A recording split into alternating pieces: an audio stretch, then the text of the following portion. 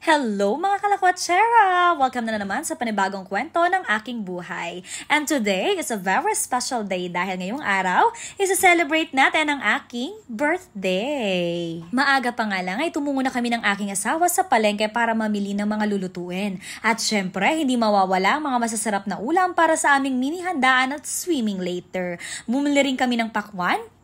Perfect talaga ngayong tag-init. Sa pamamalengke, pinagkakatiwala ko talaga yan sa aking asawa dahil sa aming dalawa, siya ang mahilig magluto at mas may alam sa kusina. Ako, taga-kain lang muna. Ang una naming niluto ay ang all-time birthday favorite, spaghetti. Hindi pwedeng mawala yan sa kahit anong birthday. Sunod naman ay ang pansit. Pampahaba ng buhay, ika nga. Pagkatapos nga maluto ng mga yon ay tumungo na kami sa Lanutan Agricultural Farm Resort. Dito lang yan, sa Tanagan, San Andres, Romblon. Ang entrance fee nila dito ay 100 pesos for adults and kids. And 80 pesos naman para sa mga senior citizen. Sobrang sulit dito, promise. May mga cottage nga din pala dito na pwede nyong pagpilian. Pwede para sa pamilya, barkada, o kahit special occasions. Perfect nga itong lugar na to para sa mga gustong mag-relax. Dahil napaka-peaceful ng lugar. May billiards at videoke din dito. At may CR para sa lahat. May minibar din mismo sa pool area.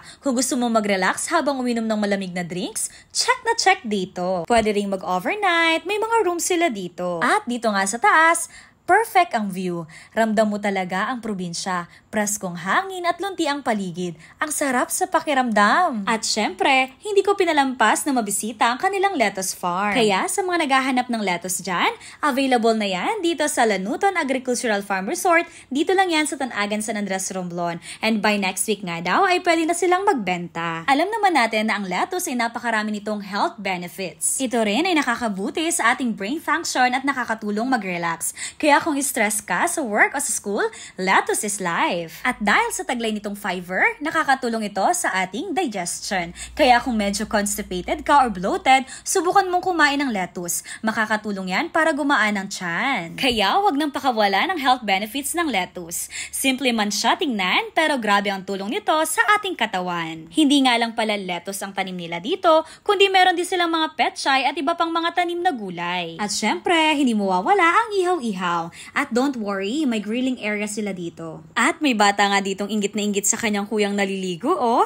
Nice ko nga palang magpasalamat sa inyo mga kalakwatsera dahil naka 86,000 followers na tayo sa TikTok at 5,927 naman sa Facebook. At 2,729 naman sa YouTube. Maraming salamat sa inyo sa walang sawang suporta. Nagsimula nga pala ako mag-vlog noong 2020. Panahon pa ng pandemic yan. Na-monetize ako sa YouTube noong October 2020. At ngayon, tuloy-tuloy na ang Lakwatsera vibes. Lalo na't na-monetize tayo dito sa Facebook noong March 2025. At patuloy pa rin tayo nagla-live selling at nag-a-affiliate sa TikTok account ko. Kaya mga kalakwatsera, patuloy niyo po akong suportahan. At ayan, nakahanda na ang aming mga kakainin. Pero syempre, bago ang kainan, hindi makakalimutan ang Happy Birthday to you! Thank you, Lord, sa panibagong taon, sa kalakasan, at sa lahat ng biyayang patuloy niyong binibigay sa amin. At ayan, kainan na! Ang saya-saya talaga kapag buong at masaya ang pamilya, no? Thank you, Lord, sa kalakasan nila mama at papa, sa mabait, responsable at pogi kong asawa, bonus pang makulit pero gwapong anak. Basta may video okay, magpapahuli ba ang aking nanay? Ayan, sumali na din ang aking tatay.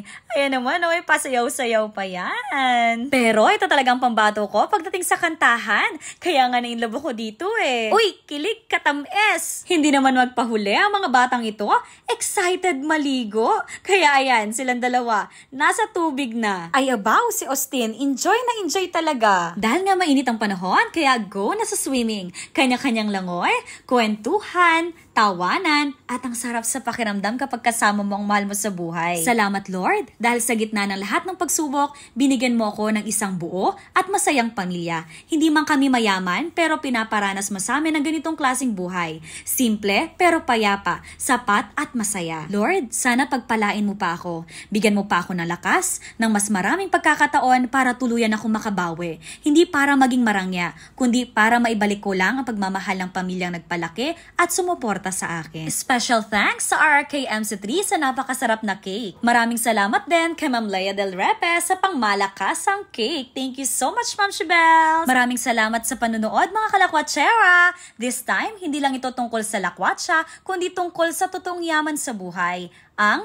pamilya. Yun lang, mga kalakwatsera. Salamat sa inyong panunood. Kaya don't forget to follow para lagi kang updated sa aking mga chika at lakwatsa. Bye-bye!